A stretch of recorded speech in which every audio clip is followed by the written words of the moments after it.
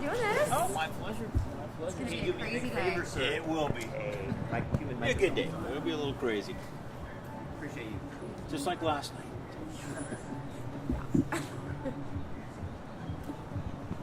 Everybody good? Everybody Everybody not ready? good? We still waiting on anybody? Everybody not good? All right. All right, let's start with your name and your title.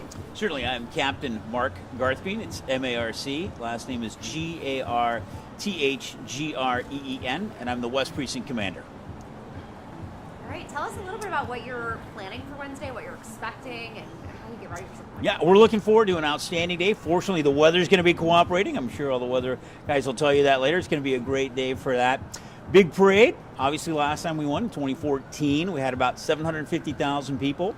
We're expecting the same, if not more, into the city this time. So we've got large plans in place to secure the parade route. It's going to be starting down at 4th and Washington and moving up to 4th and Cedar.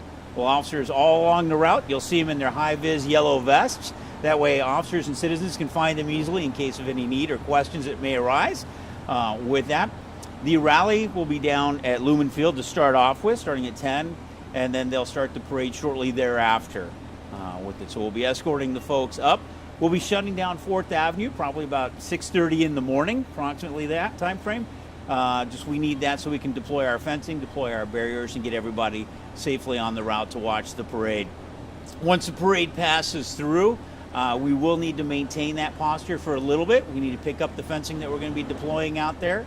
And then we're going to end up cleaning the streets, too, from all the litter and debris that should be left behind. Hopefully not, but we'll clean that as fast as we can. So approximate opening time is probably about 4 o'clock, realistically. Is it just 4th that you're closing, or are you going to close some of the side streets, too? So we are closing some up at the end of the parade, some of the side streets up there as well. And then just a few of the side streets around Lumen Field as we just negotiate and move the vehicles from Lumen Field actually onto the parade route. What kind of personnel are you going to have down there in uniform and plain clothes? So we're going to have just about everybody we can get come down here. We're expecting great crowds, and so we want to make sure it's safe for everybody. We've reached out to our mutual aid partners as well. So we have a variety of officers coming from different agencies and civilians and lots of citizens and groups that are helping us out with this great day. Do you have a number on how many personnel? No, we're still working on that right now to kind of flush it out. We have had our plans, but they really started in earnest last night. So we don't have a direct number quite yet. What are the biggest things that you guys look for in terms of keeping people safe? I mean, obviously, after the Super Bowl, there's a lot of drinking and driving. This being in the morning, you may still get some of that. But, what are the big things that you are specifically keeping an eye out for? So we're looking just, to see the temperament of the crowd. Like last night, we had a very celebratory crowd, and that's what we're hoping for during the parade when it comes down. It's a lot of management of just large numbers of people. So we will have our community service officers will be out for lost parents, so we can re-enjoying them with their children, because we do know we're going to have things along those lines with it. We do know we'll have traffic disruptions, so we'll be worried about that. But one of the things that we ask, and what we had last night, we had firearms stolen out of vehicles. So please, if you're coming down, do not bring your firearm and leave it safely in your vehicle. Leave it safely at home. It's a better place for it, and then it won't be taken and used somewhere else. So those are kind of some of the big things. We'll look for any disruptions to the crowd, any Patriot fans that show up to try to disrupt our great day. But no, I think we're going to be having a great time. How do you communicate with such large numbers of people to make sure that they're getting in and out safely, not getting stuck? I know one guy I talked with said that the last time he went to the parade, he found himself kind of jammed for a period of time, didn't know where to go. So yeah, we're reaching out with a variety of different ways. The Seahawks have put out a notice. King County Metro, Sound Transit have also put out emails along those lines. Alert Seattle's going out. We're putting things out on the blotter. So we're trying to get as many media messages out as we can to folks, if they're not coming for the parade, they may want to avoid Seattle tomorrow on Wednesday. If they're coming for the parade, come early. Use mass transit. It is going to be a little disrupted down there while we're trying to get everybody in and out. We expect large crowds on them, but it's the safest and probably the fastest way, honestly, to get in and out of this city with them. Will there be any need to clear out any homeless camps? No, not that I'm aware of. I hate to be that guy, but big crowds, big events sometimes serve as a space for mass shootings or terror plots or other horrible things. How do you guys prepare for the potential for that and mitigate against the risk? So we have constant training that goes on within our department and other departments as well. With that, to respond to mass casualty incidents, we're coordinating with our Office of Emergency Management, with the Seattle Fire Department, our mutual aid partners for that. In case something was to happen like that, how would we respond? How would we get folks that are injured from us to the hospitals? And then how would we mitigate the issues down there? With the deployment of a lot of officers, we're going to be using a lot of barriers in place and vehicles to keep vehicles from coming onto the parade route or into the crowds along those lines. Yes, ma'am. Will you be bringing a lot of officers in out there on overtime? We'll be bringing as many folks as we can get, and some will be on overtime, definitely. The idea behind that is, one, it's a safety issue. We want to make it as safe as possible. We're talking about a 2-mile parade route that we have to staff, so it takes a lot of officers for that. We have officers that will be answering 911 calls throughout the city as well during that time. And so we do need additional staffing. And other than that, it's just a great event for officers to come down and partake as well. What about folks who come super early and aren't camping out to have their spot, as you saw last time? So what we encourage with that is stay on the sidewalks. Do not get into the street.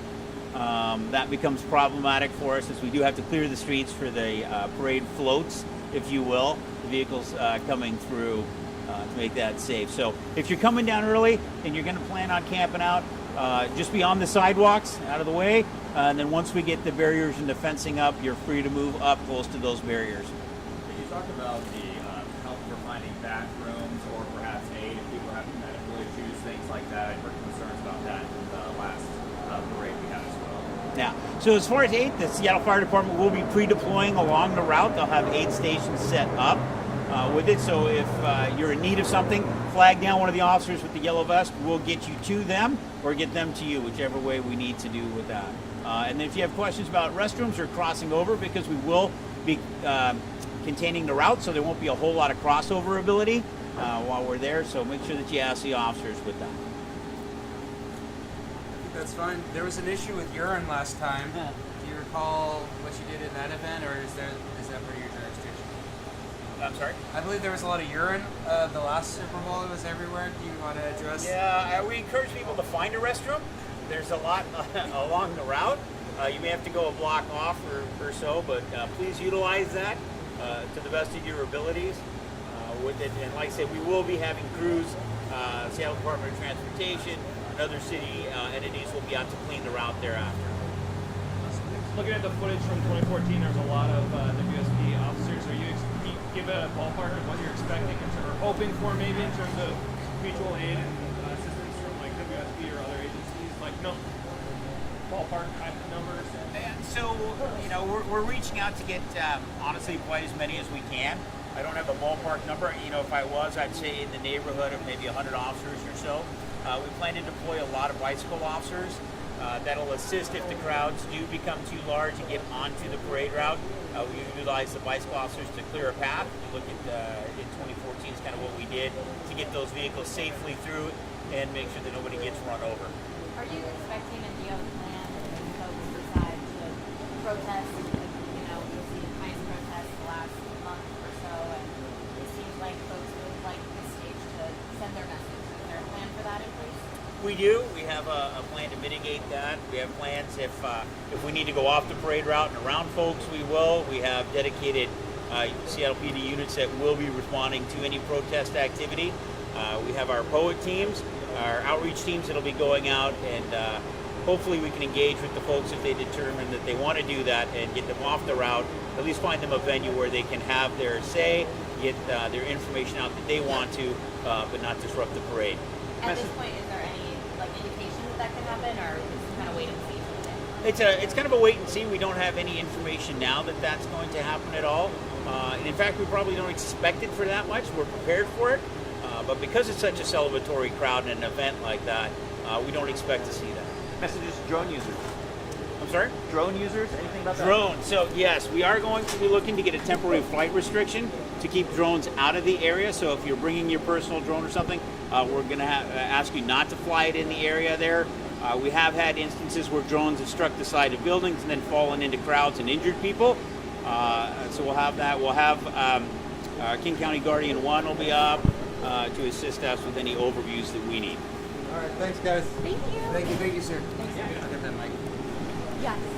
I gotta make a call.